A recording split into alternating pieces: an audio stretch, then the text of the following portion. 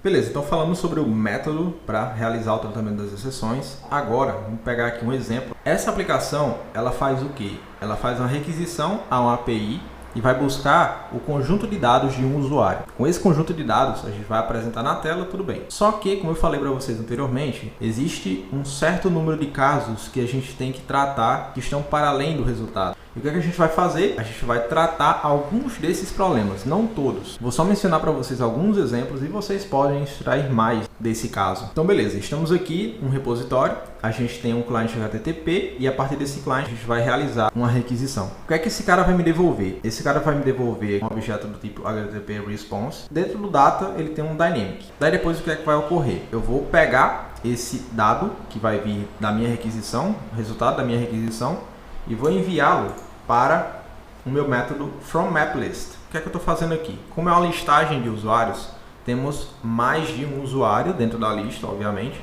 e cada usuário é representado por um map. Então aqui eu estou verificando se esse dado ele realmente é uma lista de maps, tá? Se ele não for, o que é que eu estou fazendo? Primeira possibilidade de problema, que esse cara ele é nulo, tá? Então se ele é nulo, o que é que eu estou fazendo? Eu não estou passando direto. Eu estou tratando essa questão de uma maneira específica. Eu tenho uma classe para representar esse caso.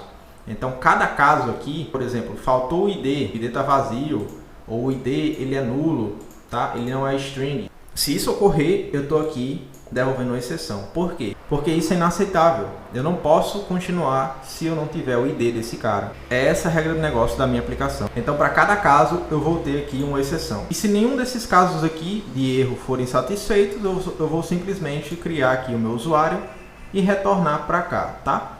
Então, eu vou, a partir de uma lista de maps, gerar uma lista de usuários, tá? E cada um deles vai ter o seu próprio ID, primeiro nome, último nome e função no trabalho. Então vamos para os tipos de exceções que podem ocorrer aqui. Eu vou ter uma classe Py abstrata.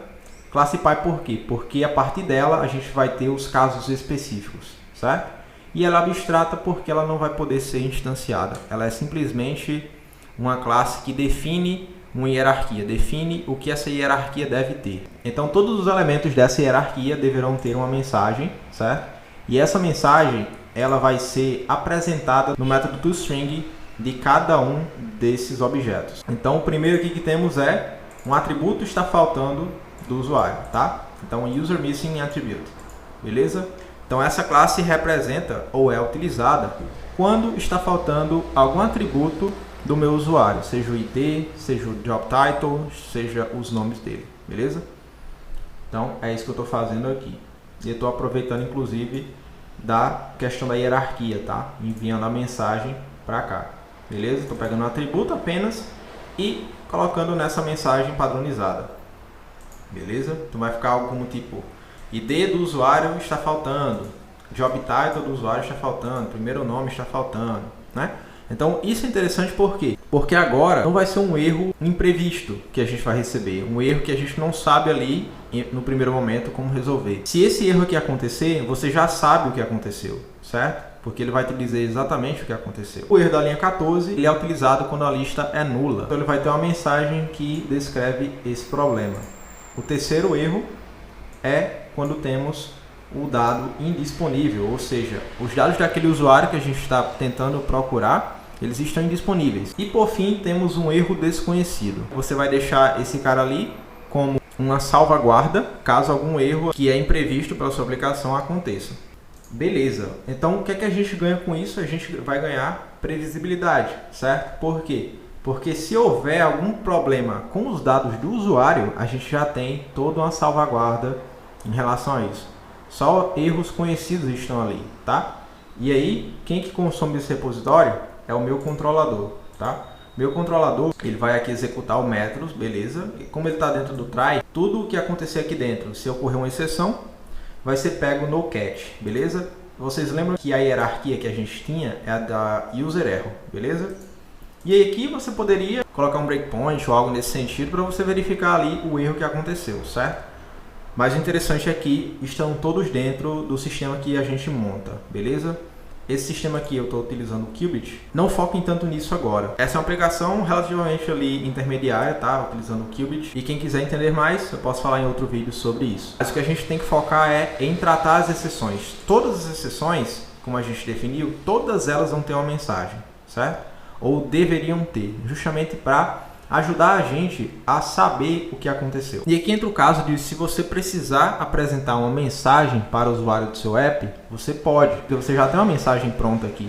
E aí você tem que discernir se essa mensagem ela é conveniente para o usuário, ela vai orientar o usuário, ela vai deixar o usuário ciente do que aconteceu, ela vai tranquilizar esse usuário, para que maximize a chance dele continuar usando a sua aplicação, mesmo que esse erro ocorra, tá?